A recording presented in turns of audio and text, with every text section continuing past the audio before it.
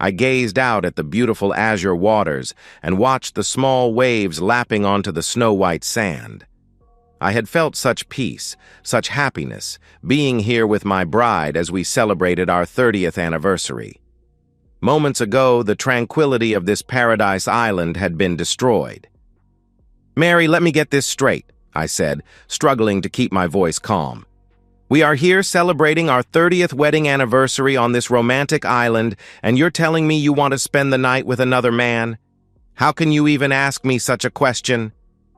"Mark, honey, don't be that way," Mary replied. "You know I love you more than anything. I just want to do this for John and Amy. I know you were just as moved by their story as I was. It would be just one night. One night to bring a little bit of happiness to an old man who is dying and lonely. And besides, it's not like you will be left all alone. I've seen the way you look at Amy. She is a beautiful young woman." "Yes, Amy is a beautiful young woman," I said firmly. "But she is not my wife. I know she wants you to be with her father and is willing to be intimate with me to seal the deal. But she is not my wife. I have never cheated on you, and until 5 minutes ago, I believed you would never cheat on me." "I have never cheated on you. Mark and I never will," Mary insisted. "That's why we're having this conversation. Amy and I talked about this all afternoon while you and John were out on the jet skis. She knows how lonely John has been since he lost his wife 3 years ago. Now, with his diagnosis, he has less than 6 months to live. Mark, she just wants him to enjoy the pleasure of a woman one more time before he's too sick to do so." "But why you?" I asked. "Why not just get a professional companion for him? Hell, if they can afford to vacation on this island, they can afford a companion." "Amy said she tried that on the mainland before they left, and John got very angry with her," Mary explained. "He doesn't believe in paying for companionship. He says any woman coming to his bed must do so willingly and with desire for him, not his money." "So, you're saying you desire John?" I asked incredulously. "I thought this was out of pity. But now you're saying you desire him. So this is not just about being kind and loving to a dying man. You want to be with this old guy." "Don't be crude," Mary snapped.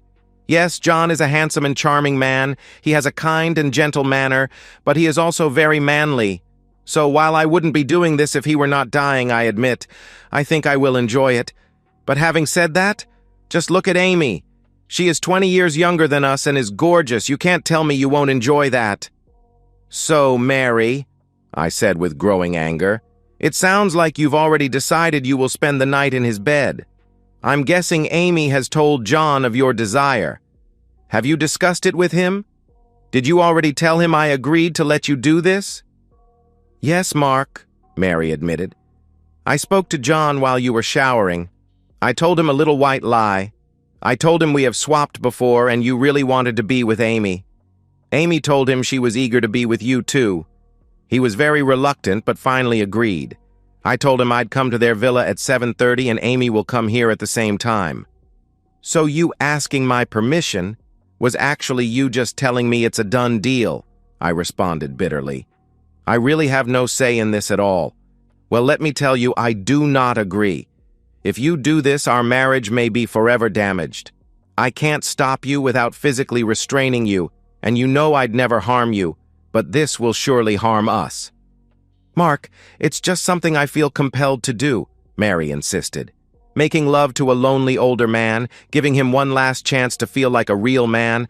I just have to do this for him. Please, Mark, enjoy your time with Amy, and tomorrow we'll be together again forever." Mary stood and walked back into our villa to prepare for her evening. I sat and looked out at the water. How could this be happening to me? My wife is abandoning me to spend the night with a man we only met a couple of days ago, a man who must be at least 60 years old. Mary has always been soft-hearted and now she wants to give some smooth-talking old guy her sympathy? No, that's just her justification. She digs this old charmer and is using his diagnosis as an excuse to be with the guy. Well, I'm not going to make it easy for her. I got up and marched into the villa. Mary was dressed in a light summer dress and sandals. I could smell the expensive perfume I'd given her before we left home. She was putting her second diamond earring on. "Stop!" I shouted. "I bought you those earrings as an expression of my love for you, not to make you look good while you cheat on me. Take them off! And you're not wearing the perfume I bought you. Wash it off immediately. It's bad enough you are humiliating me and betraying me tonight. I'll be damned if you're going to do it while wearing my anniversary gifts." "Mark, you're being silly," Mary protested. "I'm not betraying you. We agreed.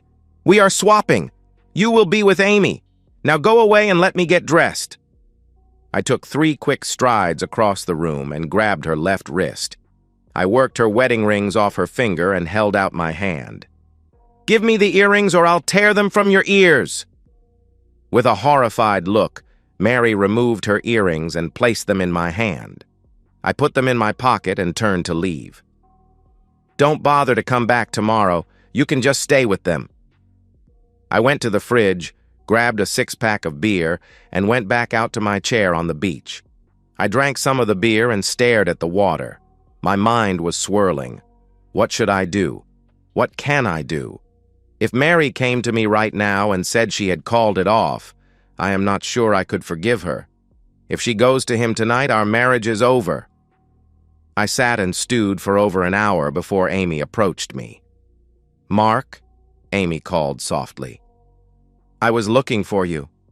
Do you want me to join you here, or do you want to go inside?" Amy walked around my chair and stood in front of me. "Amy, you are a beautiful young woman, but I am a married man, at least for the time being," I replied firmly. "I know you and Mary had an agreement for this evening, but I never agreed to your plan. I told Mary I did not agree, and she went to John anyway. She is cheating on me with your father, and I will divorce her as soon as we get home." "Oh my God, Mark!" Amy exclaimed. "You can't mean that. You know why she is doing this. It is an act of kindness. She's not cheating. She loves you, and I know you love her. Please, Mark, let me take your mind off of it."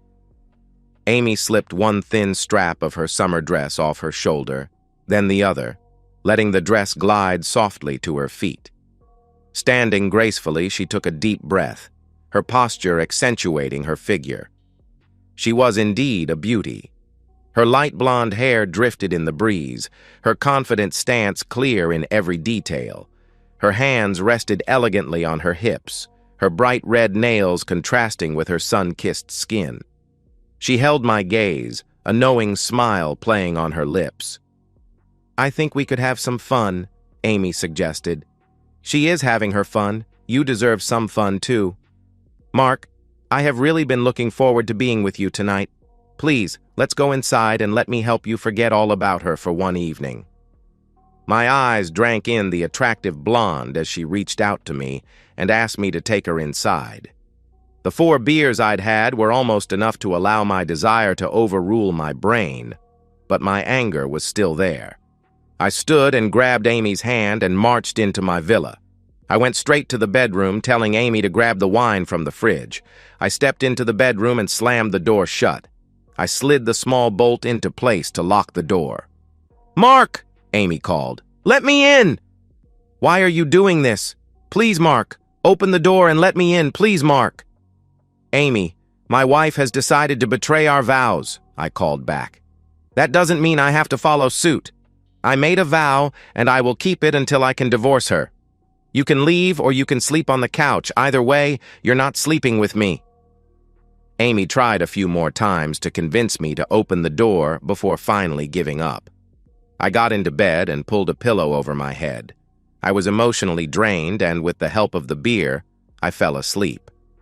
But even before sleep claimed me, an idea began to take shape. Something about Amy's desperation to be with me felt off. John's sad story, the convenient timing, Amy's instant attraction to a man 30 years her senior, it all seemed too convenient. If I was being played, I would make damn sure everyone involved paid for it. I awoke to more pounding on the bedroom door. "Mark, open up, let me in! Mark!" This time the voice belonged to my unfaithful, soon-to-be ex-wife. She pounded on the door. "Mark, honey, please open the door. We need to talk. We need to put this all behind us. Please, Mark. I love you. I know I've hurt you. But it's over now, and we can be together today. Please, Mark. This is our last day on the island. I want to spend it with you, my husband, the only man I've ever loved." The bright, late morning sun filled the room. My head ached a little, and the pounding on my door didn't help it at all. I got out of bed, went to the door, and threw the bolt open. Mary burst into the room and came rushing up to hug me. I stiff-armed her and pushed her away. "Don't touch me!" I shouted angrily. "You come to me, fresh from his bed, and expect me welcome you into my arms? You must have completely lost your mind. I can smell him on you from here. Get in the shower and clean yourself." Mary gasped in horror and then burst into tears. She turned and ran to the bathroom crying, "I'm sorry. I'm so sorry. I didn't think. Mark, please, I'll be out in just a few moments. I'm so sorry." I went into the kitchen and made some coffee. I wished we had cell service on the island so I could get out of here before our 6 p.m. departure time. I looked at the clock, 11:30. That means I have to be alone with her all day. While she showered, I quickly slipped outside. I activated the satellite phone I'd brought for emergencies and dialed my best friend, Roger, who happened to be a private investigator. I gave him the names John Phillips and Amy Phillips, explained my suspicions, and asked him to run a thorough background check immediately. I needed answers before we left the island. Mary walked into the kitchen. She had wrapped a towel around herself, and her wet locks hung down onto her bare shoulders. 2 days ago, I would have sprung from my chair and gathered my beautiful bride into my arms. Today, I just stared at her as I sipped my coffee. "Mark?" Mary asked hesitantly. "I'm all clean now. I washed everything several times." "Mark? Please, I'm still me. I'm still your wife. Please, baby, say something." "Get some clothes on, and then we need to talk about what's going to happen," I replied coldly. But, Mark," Mary pleaded. "Aren't you going to reclaim your wife? Amy and John said you'd want to reclaim me. They said you'd show me you still want me. Please, Mark, I want you to reclaim me. Make me yours again." "Quiet," I shouted. "I will never touch you again. Now get in there and put some clothes on." Mary burst into tears and ran into the bedroom, slamming the door. She came back out as I poured the last of the coffee into my cup. Mary saw the empty pot and knew not to ask me to make more coffee. She quietly refilled the pot and turned it on. Once brewed, she poured a cup and sat down at the table. "Mark," Mary began nervously, "Amy told me you locked her out last night. I don't understand why you did that. I thought you would have enjoyed that young woman all night and then been eager to tell me all about it this morning. I thought we'd have a good laugh about our adventures, then you'd make love to me all day." "Who are you?" I asked incredulously. "You can't be the same woman I married 30 years ago. How could you ever believe I'd be okay with that plan?" "Mark, we're on a tiny island. The other 2 villas are empty, so it is just the 4 of us," Mary explained. "No one would have ever known what we did here. You had a beautiful young woman begging you to be with her, and you had my blessing to do so. What man in his right mind would pass up that opportunity?" "You just don't get it," I exclaimed. "I loved you, only you. It wouldn't matter that no one else would know what I did, because I would know what I did. I took a vow, and vows mean you do what you said you'd do, even if there is no one watching you. Obviously, your vows didn't mean anything to you, but they meant everything to me, and you broke them." "Mark, I thought you'd enjoy it," Mary said defensively. "I knew you were a little hurt, but I thought once you started with Amy, you'd really enjoy yourself. I didn't know you'd locked her out of the bedroom until she told us this morning. I just assumed you had a wonderful night, just like—" "Just like you, Mary?" I interrupted angrily. "You mean just like your wonderful night with John?" "Yes, damn it," Mary shot back. "It was a wonderful night. John is an excellent companion, and I did have a wonderful night. You could have had a wonderful night too, but no, you had to be a saint. Well, it's your own fault you missed your wonderful night." I waited until I had my anger under control. Then I spoke calmly. "No, Mary. I had already had 5 wonderful nights with you. I didn't need or want a wonderful night with Amy. I was looking forward to another wonderful night with you, but you chose to be with John because you believed he needed you. Well, I needed you too, but I guess that just wasn't important to you."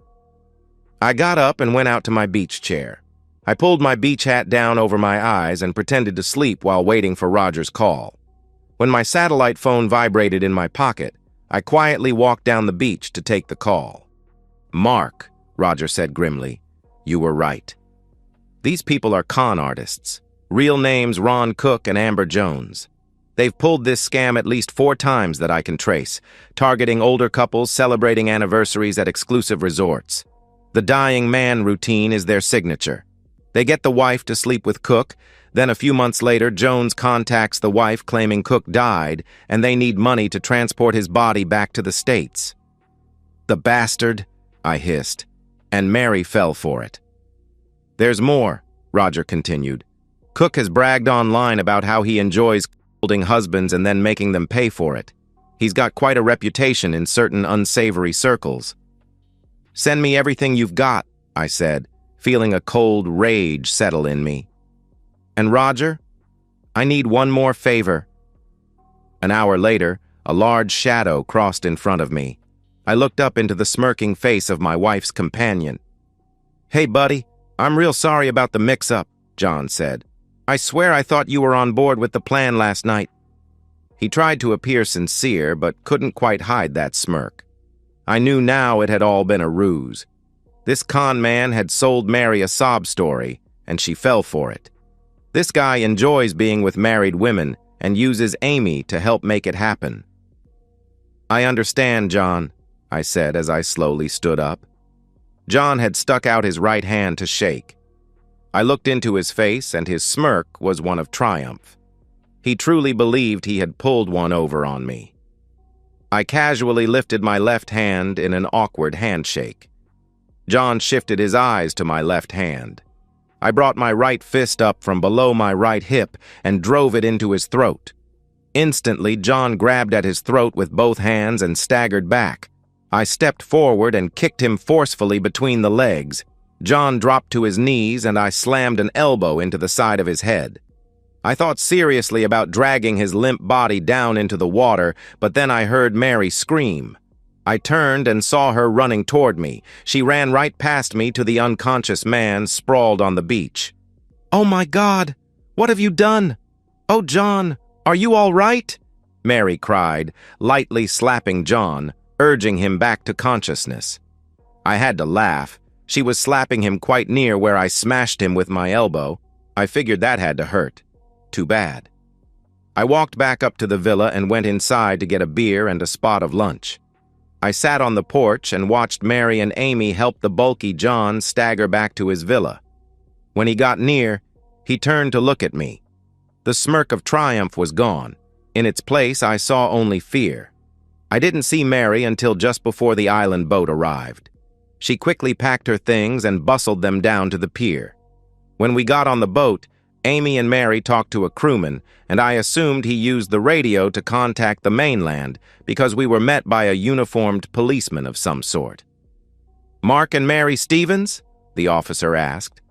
I nodded. "Please come with me." We followed the man into a small office, and he pointed to a couple of chairs. We sat, and he offered us a drink before becoming serious. "I understand you had a run-in with Ron Cook and his friend Amber Jones," the officer stated. "No, officer, you have it wrong," Mary protested. "They are the Phillips, John and his daughter Amy." She glared at me. "Oh, those were the names they used this time?" the officer asked skeptically. "I beg your pardon, officer. John and Amy are my new friends, and my husband attacked poor John for no reason whatever," Mary insisted. "Madame, do me a favor and be quiet," the officer said firmly. "I want to talk to Mr. Stevens, and I don't want to be interrupted." I laughed. "Please call me Mark. Now, how can I help you, officer?" "Mark, I think you must have figured out Cook's game, and that's why you expressed your displeasure during your conversation." the officer suggested. You could say that, I replied with a cold smile. My friend sent over quite a file on Mr. Cook and Miss Jones. The gentleman laughed. Well, Mark, this is the 5th time Cook has run this game on some gullible tourist. At least it's the 5th one we've learned about through some sort of complaint or altercation. I have no idea how many times he actually got away with it. I understand the next step is for Miss Jones to contact your wife in a few months and tell her Cook passed away. She will then ask the wife for some money to help get Cook's body back to the States to be buried next to his late wife. Wow, that's a bigger con than I realized, I said. He cons the wives into being with him and then gets his accomplice to con them for some cash. Quite a scheme. Yes, but thanks to you, I'm guessing he will be retiring from the game, at least at our resort, the officer noted. In fact, we've got enough evidence from prior victims to press charges, should you want to be a witness. So who is Jones? She is obviously not his daughter, I asked. Amber Jones was a dancer in a club in Miami when Cook met her, the officer explained. He had just won a small lottery prize and convinced her he was very wealthy. She traveled around with him for a while until he hit on this scam, and now that's pretty much all they do. She wants to be an actor and thought this would help her learn. Cook just loves betraying the husbands and then having their wives send Amber some of their money. He bragged it was like having the husbands pay him for being with their wives. At this point, Mary, who had tears sliding down her face, began to sob. Oh my God, I am so stupid. I gave up my husband for a lie. Mrs. Stevens, you are not the first woman to be conned by these two, the officer said sympathetically. I have 2 other ladies that want to press fraud charges against Cook and Jones. Now, Mr. and Mrs. Stevens, if you wish to forego pressing charges, I think I can persuade Mr. Cook to do likewise. In any event, your plane leaves in the morning, and once you're in the air, you are out of my jurisdiction. I looked at Mary, who nodded and said, I just want to go home. Please, Mark, just take me home. But I had different plans. Actually, officer, I'd like to press charges. In fact, I'd like to make sure these 2 never pull this scam again. Mary's eyes widened in horror. Mark, please, I just want to forget this ever happened. That's the difference between us, Mary, I said coldly. You want to forget. I want justice. The next morning, before our flight home, I met with the officer and the resort security team. They had found evidence of Cook and Jones scamming multiple couples, and I signed the necessary papers to join the case against them. Mary refused to cooperate, but my testimony would be enough. Once home, my revenge plan truly began. I had served Mary with divorce papers before we even reached our house. She begged, pleaded, and promised to do anything to save our marriage, but my mind was made up. Mark, please, she sobbed on our first night home. I made a terrible mistake. I was manipulated. Yes, you were, I agreed calmly, because you wanted to be. Because some part of you wanted that night with him, con or no con. What Mary didn't know was that Roger had helped me secure the services of the best divorce attorney in the state, one who specialized in infidelity cases. We had already moved significant assets, all legally but strategically, to protect what I'd built over 3 decades. I also had something more. During our marriage, Mary had insisted on handling all our charitable donations. I discovered she had been skimming from these accounts for years to fund a secret shopping addiction. Designer clothes hidden at her sister's house, jewelry in a safety deposit box I knew nothing about. Roger's investigation had uncovered it all. I shared the evidence of her financial misconduct with our children before Mary could spin her version of events. I wasn't vindictive. I simply told them the truth. About the island, about the con, and about the financial deception going back years. They were stunned but ultimately supportive of me. The divorce was brutal. When Mary's financial improprieties were presented in court, she lost any chance at spousal support or an equal division of assets. The judge awarded me 80% of our estate. Her reputation in our social circle was ruined when the details of both her island adventure and her financial duplicity came to light. 6 months after our divorce was finalized, Mary was living in a small apartment, working a retail job, and being shunned by most of our friends. Meanwhile, I was rebuilding my life. My daughter, seeing my loneliness, introduced me to her next-door neighbor, Elizabeth, a widow with a kind heart and genuine integrity. We hit it off immediately. Elizabeth had never been the type to chase material things or status, values I now recognized as essential. 2 years after the island incident, Elizabeth and I were married in a small ceremony with only close family and friends. Mary wasn't invited, of course, though I heard she stood across the street watching as we emerged from the church. Cook and Jones were eventually convicted of fraud and sent to prison. Their trial made national news, and several other victims came forward. Mary had to testify, her humiliation complete as the details of her betrayal became public record. On our first anniversary, Elizabeth suggested we take a vacation. "Somewhere quiet," she said, "maybe with mountains instead of beaches." I smiled and kissed her. "Mountains sound perfect," I replied. "I've had enough paradise islands to last a lifetime." Sometimes I think back on everything and marvel at how a trip to paradise ended my 30-year marriage. Mary lost everything: her husband, her reputation, her lifestyle, and her dignity, all for a night with a con man. I lost my illusions about the woman I'd loved for 3 decades. But in the end, I found something better. A life built on honesty and real love. And I can guarantee you, Elizabeth and I will not be spending any anniversaries at an island paradise. And so, we've reached the end of today's story. Was it what you expected, or did it take a twist you didn't see coming? I'm curious to hear your thoughts. Share them in the comments below, and let's get a conversation going. If this story kept you hooked, make sure to hit that like button. And if you're new here or just haven't subscribed yet, now's the perfect time to join our community.